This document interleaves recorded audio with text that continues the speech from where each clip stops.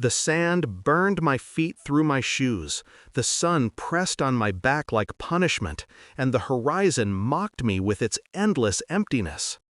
They told me it would be good for me, a walk to clear my head.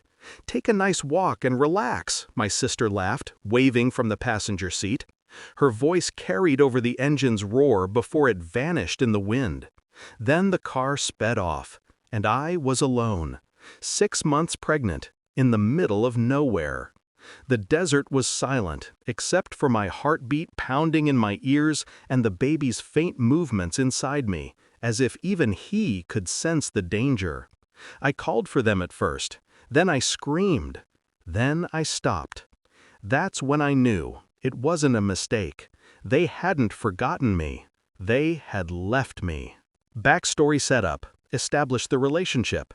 It started with family dinners, the kind that looked perfect from the outside, matching smiles, prayers before meals, laughter that echoed too long.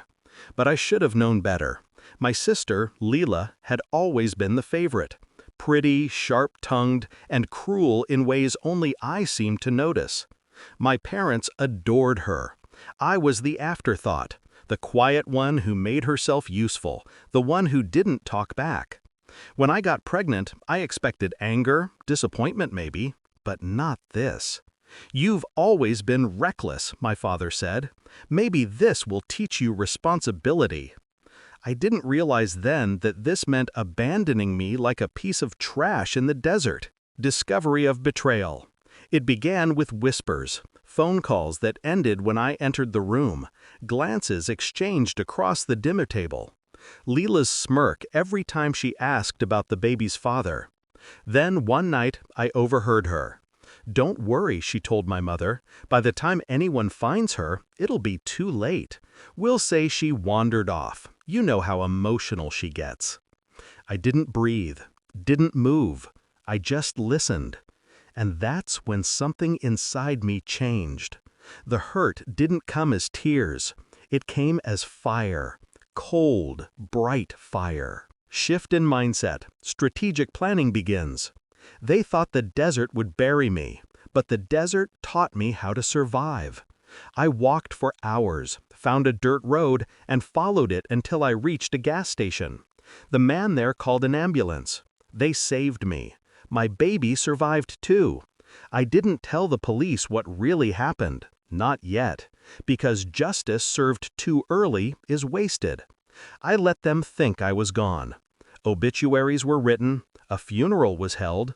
My parents cried for the cameras. My sister wore white and dabbed fake tears. The news stations played my story, a tragedy. But I was watching, alive, waiting. For 9 months, I rebuilt myself. New name, new place, a private investigator to trace their accounts. Every financial thread, every lie. I recorded everything, quietly.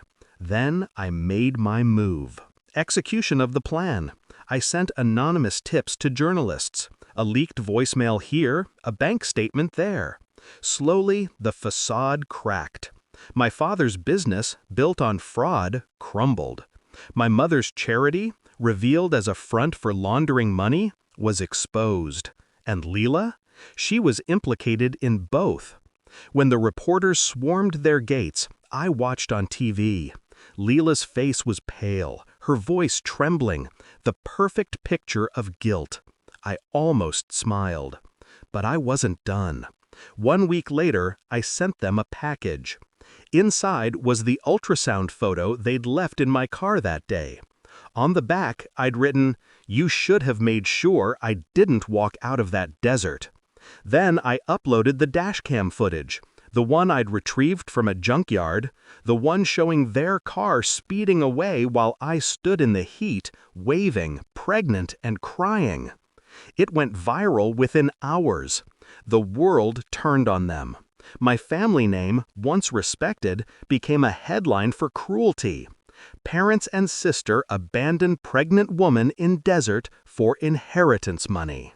They lost everything. Climax and confrontation. I returned exactly 1 year later. Same house, same dusty driveway. They didn't recognize me at first, the short hair, the confidence, the silence. Leela stepped forward, shaking. "You're alive." "Yes," I said softly, "and so is he."